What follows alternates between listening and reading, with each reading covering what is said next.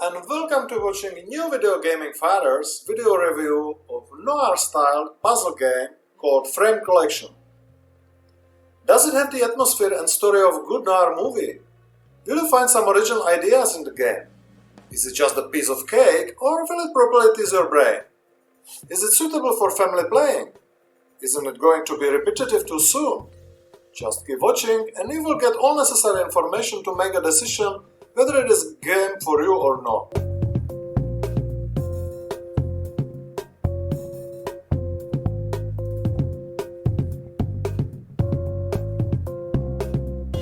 I've already mentioned that Framed is a noir-styled game.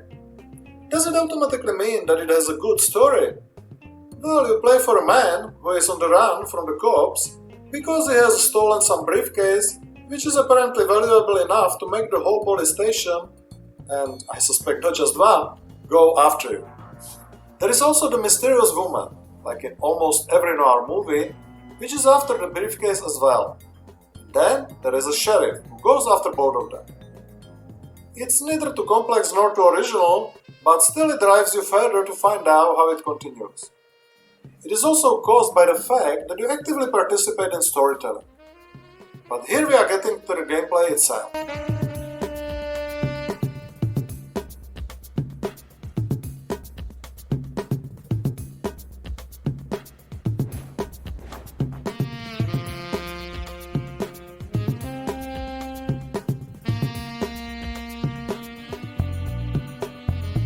So how is Framed actually played if you participate in storytelling? In each screen you have a set of comic frames. The goal of the game is to reorganize these comic frames so that the protagonist is not caught by the police. In order to accomplish this, you need to move frames around so that sequence allows the main character to sneak past, avoid, or knock out the policeman. Some screens are presented from the side view, so you see the game like the classic platformer, while the others you see from the top-down view. And sometimes it's even the combination of both, which makes you use more brain cells than usual. So what are the typical situations that the main hero can get into?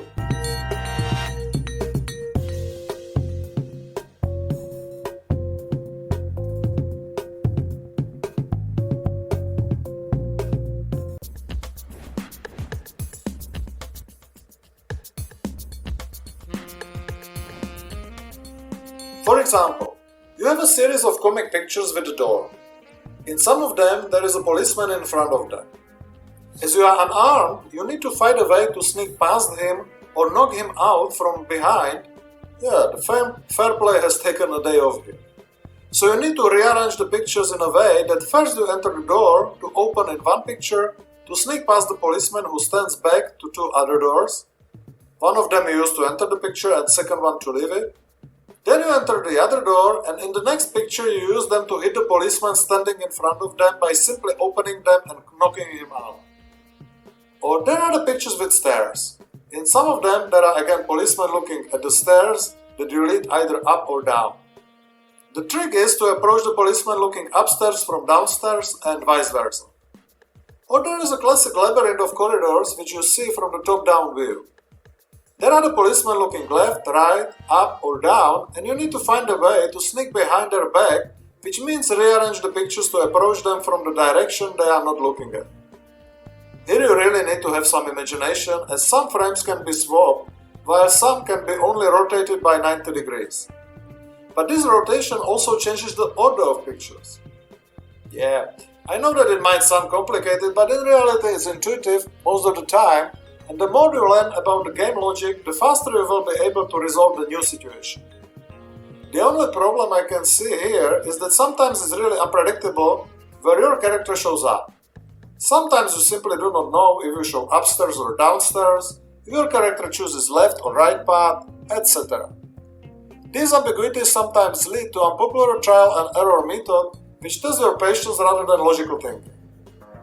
Someone might consider the minus that you need to watch the whole scene again and again until the moment when your character gets caught.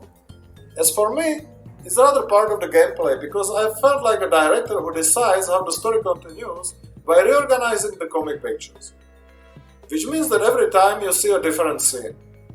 The truth is that it would be even better if at least some scenes have more possible solutions, but I can understand that it would be even harder to make the whole game consistent. Even like this, you see many possible versions of how your hero got caught or fell down from somewhere. And if you are impatient and do not want to watch the whole scene at normal speed, you can still use the fast forward button. I found this game concept very original and enjoyed watching the scenes with different endings and trying to find the right solution. How about controls and game difficulty?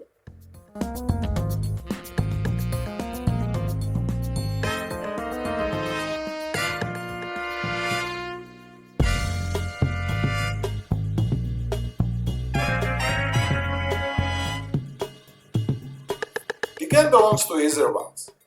You have an unlimited number of attempts to resolve each scene, and there is not any 3-star systems or something else that would make the game more challenging. On the other hand, if you are looking for relaxing gameplay, that is the right game for you, and thanks to this, it's also suitable even for younger members of your family. I mean, it would be if the story is not so controversial. Do not forget you are still playing for a team. As for controls, there was not much to do wrong, as you virtually need just left and right move and buttons for selecting and deselecting comic frames. It would be better if the recently selected frame would be highlighted by some distinctive color, as it happened to me several times that I was swapping different pictures just because I was not sure which one is currently selected.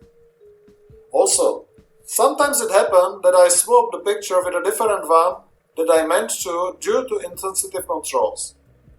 This could be definitely solved better, but luckily there is no time limit or something else that would make you hurry, so it's not so important. Yet, it's a little bit irritating.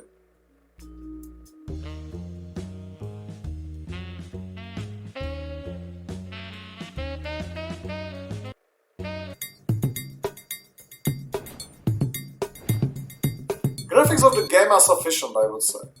Your hero and policeman are just presented by the black silhouettes, and the rest of the color palette is not too white either, with prevailing dark motifs.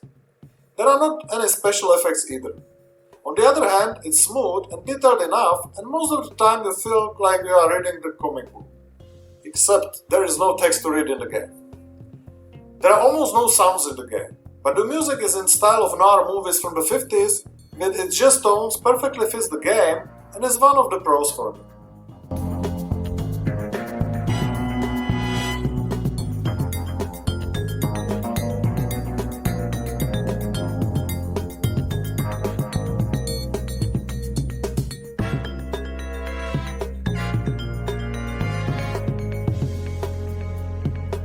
So, is Frame Collection a good game, or are a collection of games or not?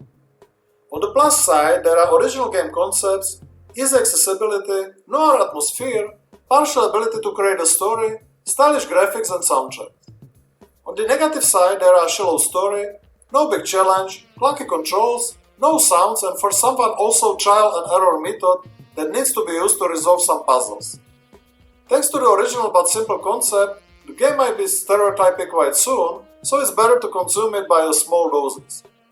But this is actually how the games are usually played by fellow gaming fathers, so it's not substantial minus, in fact. Frame Collection normally costs €10 on Steam, and I would recommend waiting for at least 50% discount. On the other hand, you get 2 games in one, but rather short ones. In general, I have enjoyed the Frame Collection despite its flaws, and thus I'm giving it thumbs up, and VideoGaming Father's index 7 out of 10. Still recommended. Thank you for watching this video review. If you like it, please do not forget about thumb up, and also please consider subscribing to my VideoGaming Father's channel. See you at the next video review!